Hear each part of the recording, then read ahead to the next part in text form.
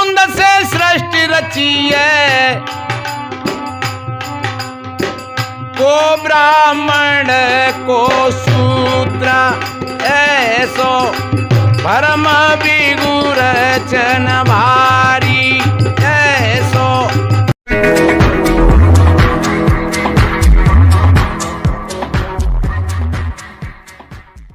कि भरम भड़ाती लोक में,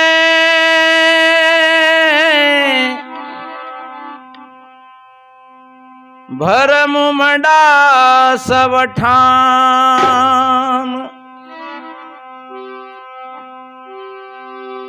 कहीं कबीर पुकार के, तुम बसऊ भरम के गाँव।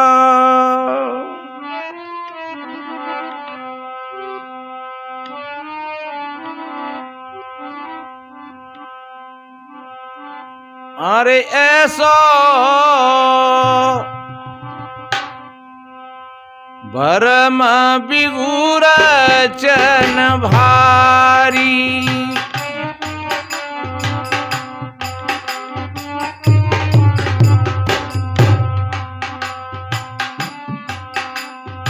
बिगुरचन आप नहीं जानते होंगे, जो खेतन में लगा देते कमीज पे पैर आए गए, उसको बिगुरचना कहते हैं। और वो कैसा हुआ कि न खाए और न खान दे।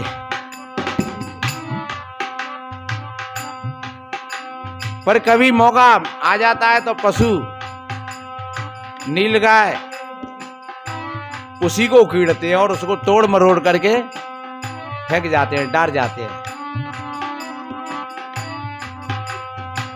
तो मेरे बहन भाइयों, ऐसी जो धार्मिक बातें हैं जो समाज को बांटती हैं, समाज को तोड़ती हैं, ये हमारे विचारों में कहीं विषमता पैदा करती हैं। ऐसी चीजों को सत्संग से परख करके, समझ करके और त्याग कर देना चाहिए।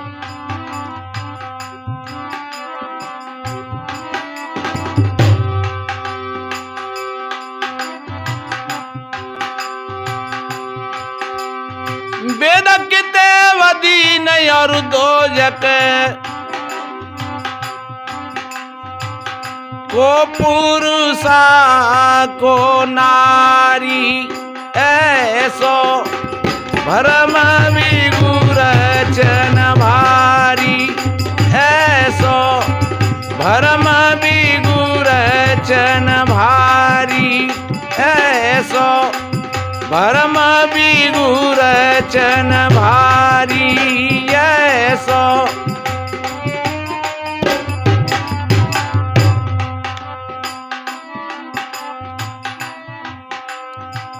अगर तुम्हारे अंदर में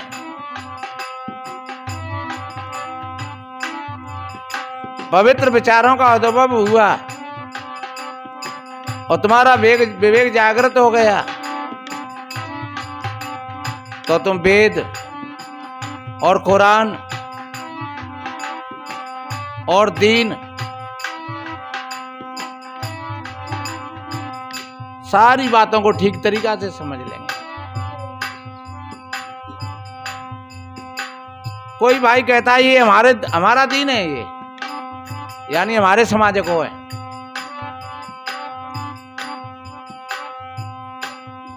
और मैं कहता हूं कि मानव समाज है। और मानव समाज में जो बंटवारा किया है वो समाज के साथ में धोखा किया है। इसलिए हम सभी भाई भाई हैं। अपने देश को, अपने समाज को मजबूत बनाना है तो हमें इन चीजों से ऊपर उठ करके अपना जीवन जीना होगा। इसलिए वेद और किताब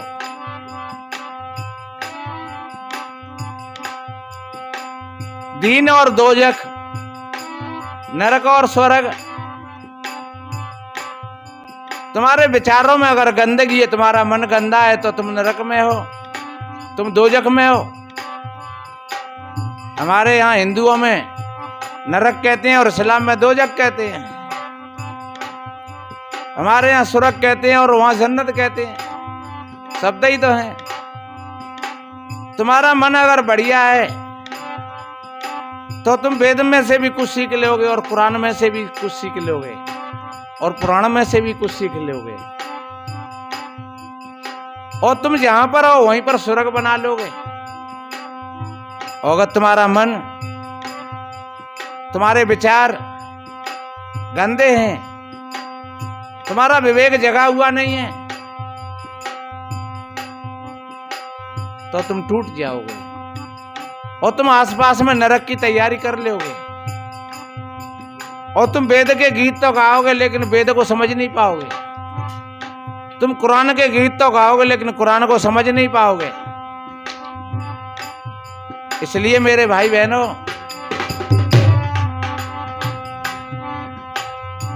जब ये बात समझ में आ जाएगी तो कौन स्त्री और कौन पुरुष है। ये स्त्री और पुरुष एक सृष्टि की संरचना के लिए, एक सृष्टि की रचना के लिए मात्र शक्ति का जो शरीर है वो कुछ दूसरे रूप का है और पुरुष का शरीर है वो कुछ दूसरे रूप का है। लेकिन विचारों के तल पर देखा जाए तो सुख और दुख, खाना पीना, मान अपमान,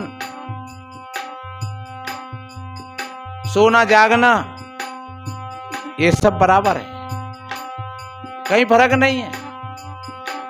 इसलिए को पुरुषा को नारी, हमारी जो चेतन है, जो आत्मा है, वो स्त्री है न पुरुष है, वो हंस है, वो चेतन है।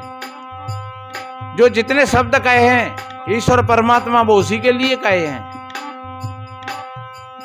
हमारी दृष्टि में जब तक भेद है तो साधारण जीव की बात क्या है। बड़े बड़े महात्मा लोगों को कहते हैं स्त्री का मुख नहीं देखना चाहिए, स्त्री का मुख देखोगे तो नरक में चले जाओगे। लेकिन जिन्होंने ऐसा सोचा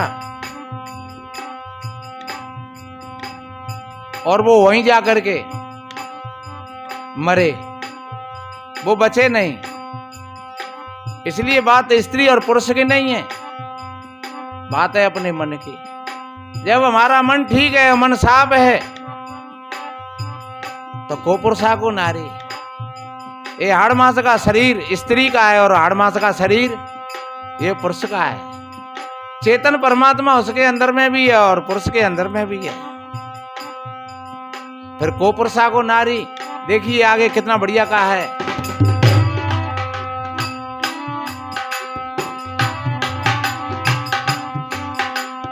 माटी का घट सा जो बनाया,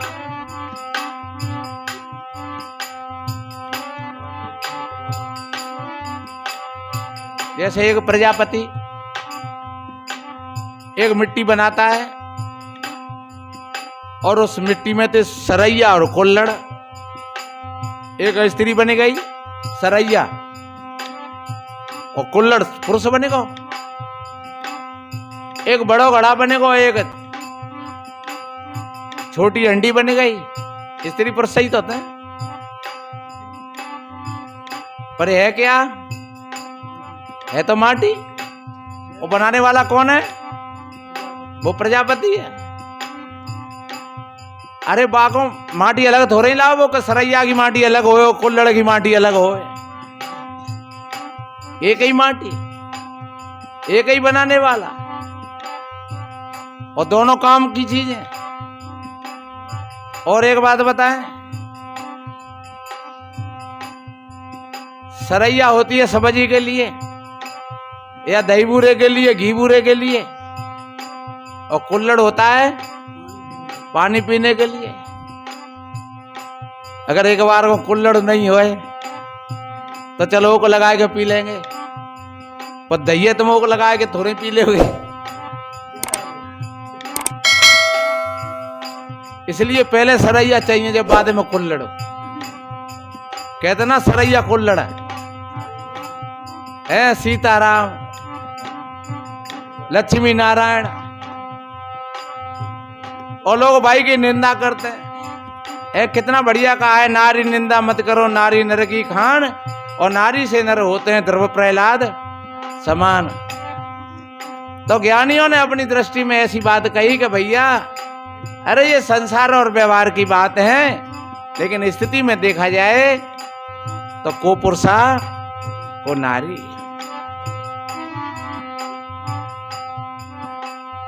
माटी का घट साज बनाया, नांदे बिंद समाना,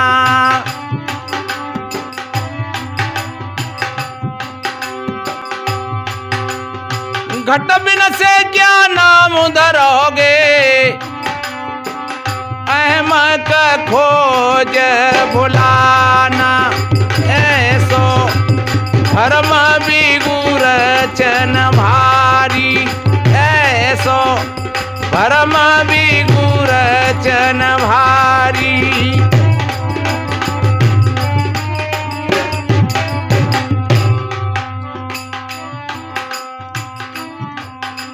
अब सरैया कुल्लड़न फोरे और डांट देगा डंडा दे लेके, फिर को बता देगा जी सरैया की वो खपल है कि कुल्लड़ा की खपल है, क्या कौन सी माटी जावे। बाई चांस एक 6 महीना को 4 महीना को बच्चा रोड पे मिल जाए, कौन कहेगा कि ये हिंदू है कि इस्लाम है, क्या ईसाई है कि सिख है। एक कोई लाश मिल जाए कहीं, कौन कहेगा कि कौन की है भैया, हिंदू की है कि ईसाई की है। और फिर निकलेगा तो जामे थे हिंदू निकलेगा कि सिख मुसलमान निकलेगा, कोई पहचाने होगी। इसलिए मेरे भाई बहनों, ये भ्रम है सब, ये धोखा है। हम सब भाई बहन हैं, एक एक का सम्मान करें सब। और देखिए आगे कितना बढ़िया कहा है,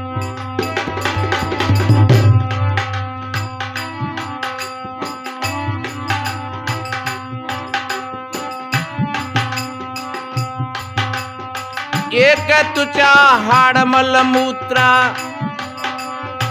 एक रुधिर एक गूदा। गूदा कहते हैं मांस को, त्वचा कहते हैं चमड़ी को। एक है त्वचा हाड़मल मूत्रा, एक रुधिर एक गूदा। और ऐसा भी देखा जाता है, आज वैज्ञानिक युग है कि भाई का खून भाई से नहीं मिलता है। चढ़ावे की जरूरत पड़े, भैया बीमार है तो भैया कह रहे हो भैया 1 बोतल नहीं 4 बोतल देंगे, लेकिन बा को नहीं मिलो। और कोई और मित्र है वो दूसरी समाज को है, वो बा को मिलेगा, बा को ग्रुप मिल गया उससे। इसलिए ये ग्रुप की बात होती है। तो सज्जनों, लेकिन देखने के लिए एक ही चमड़ी है।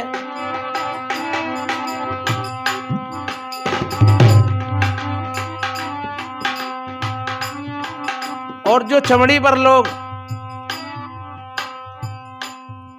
बाबा तुलसीदास जी को प्रेम हो गया चमड़ी से, और पत्नी चली गई उस मोह शक्ति में, गांव को खिरक में करके और डंडा लेकर के पर गए सूदे। बताते नदिया में मुर्दा जा रहा था, लकड़ियां समझ के चढ़े गए, पीछे सर्प लटका हुआ तो सर्प को पकड़ के चढ़े गए। ये काम की विशेषता बताई है कि काम में व्यक्ति अंधा हो जाता है। तुलसी को मुर्दा नहीं दिख रहा था, सांप नहीं दिख रहा था, ऐसे जो व्यक्ति काम में अंधा होता है उसको कुछ नहीं दिखता है। लेकिन कितनी बढ़िया बात कही जब वहां पहुंचे और देखा उन्होंने,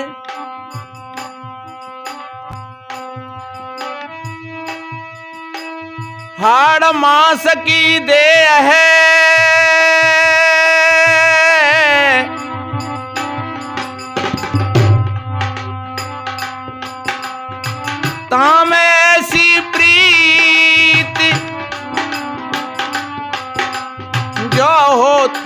सिया राम सो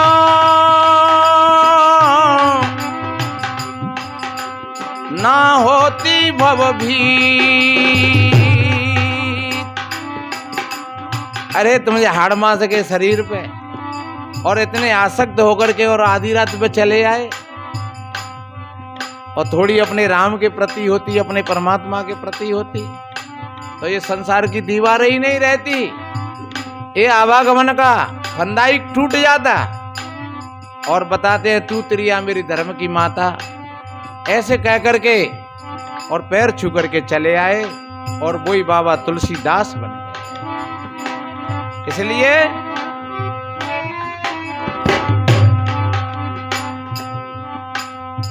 एक तुचा हाड़ मल मूत्रा,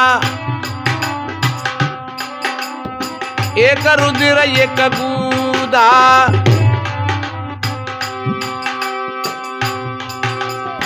एक बूंद से सृष्टि रची है, को ब्राह्मण को शूद्र, ऐसो भरम बिगुर चन भारी, ऐसो भरम बिगुर चन भारी। वेद कितेव दीन और दोजक, अरे को पुरुषा को नारी, ऐसो भरम बिगुर चन भारी, ऐसो।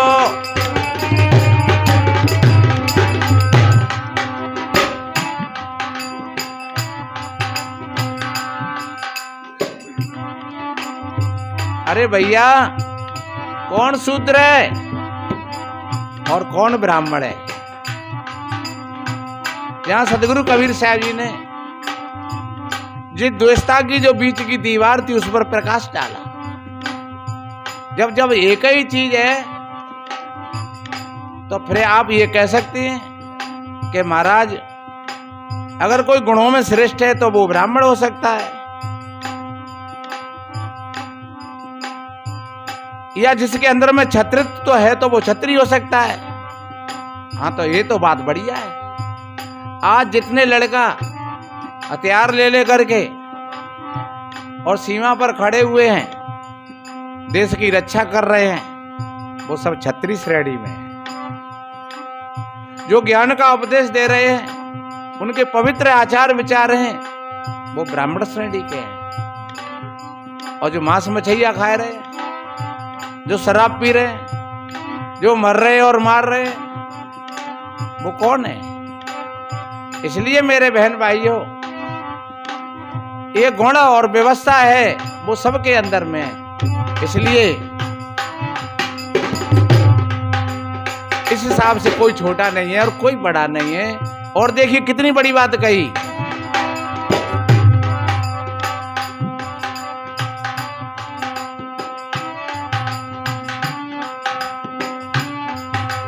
रजोगण ब्रह्मा तमोगण शंकर सतो गुणी हरि होई। ये ब्रह्मा विष्णु और महादेव, ये हमारे अंदर में तीन गुण हैं। वो कभी हुए होंगे महापुरुष? ये रजोगुण ब्रह्मा है। कहते हैं कि ब्रह्मा जी ने सृष्टि की रचना करी। ये बड़े गहरे ज्ञान की बात है। काम को रजोगुण कहा है और काम से ही सृष्टि की रचना होती है। काम को ब्रह्मा कहा है। स्त्री और पुरुष दोनों कामुक भाव से और समय के आधार से जब मिलते हैं तो फिर रचना शुरू हो जाती है, एक शरीर बनकर के तैयार होता है। तो रजोगुण ब्रह्मा और तमोगुण शंकर। तमोगुण है वो शंकर है और सतोगुण है वो विष्णु है। ये तीन चीजें हैं, उद्भव, स्थिति और पर ले। जन्म हुआ तो उद्भव हुआ, ठहरा हुआ तो स्थिति भई, और दुनिया से विदाई लेकर के गए तो परलय हो गई। यही तीनों गुणों का काम है और इसी से सृष्टि चल रही है ये। चलो समय अपनी ओर है, वक्त आएगा तो फिर अब की इन गुणों पर ज्यादा विशेष प्रकाश डालेंगे।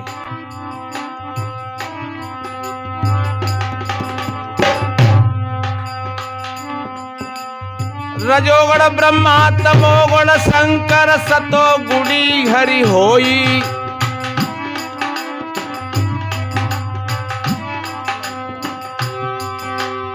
कहाँ कबीर राम रम रहिए, हिंदू तुरक न कोई। ऐसो भरम विगुर चन भारी, ऐसो भरम विगुर चन भारी। वेद किते वदीन और दोयक, को पुरुषा को नारी। ऐसो भरम विगुर चन भारी, ऐसो भरम विगुर, ऐसो भरम विगुर चन भारी। ऐसो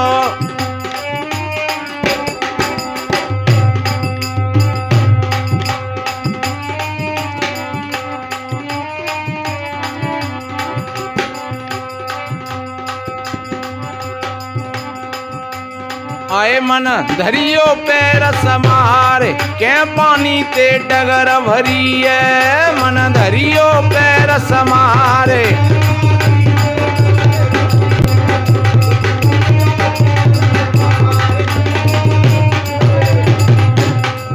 पानी से डगर भरी है, हो पानी से डगर भरी है। मन धरियो पैर समारे,